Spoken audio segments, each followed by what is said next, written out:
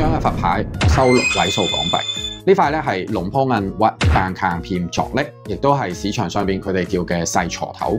細鋤頭應該點樣睇？佢有分大鋤同埋細鋤兩款。但係咧叫做龍坡銀屈扮坑片鑿礫，亦都係我哋香港人所講嘅細鋤。細鋤點樣睇咧？佢比大鋤嘅尺寸咧會比較細啲，同埋咧佢側根係冇珠邊嘅。呢塊屬於品相比較好嘅細鋤。亦都可以睇到塊牌佛身嗰度咧，都仲睇到有少少笑容。雖然隻眼咧就睇唔到。細鋤睇真假應該點樣睇咧？喺佢兩邊耳仔位嗰度咧，一定要夠深。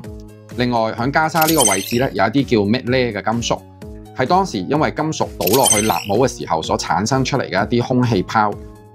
而大家各位又要記住，呢啲空氣泡咧唔可以係圓嘅，必須要凹凸不平。我呢塊咧係 King 動帽，亦都係細鋤裏邊最貴嘅一款。呢塊牌身非常之厚，另外頂環亦都屬於好完整嘅。仲有後邊大家可以睇到一啲自然金屬嘅顏色，同埋有好多去佩戴過嘅痕跡。如果你哋屋企邊個都有龍坡銀任何帽的話，歡迎你哋隨時聯絡我。我係 AC 香港太發行，多謝你哋。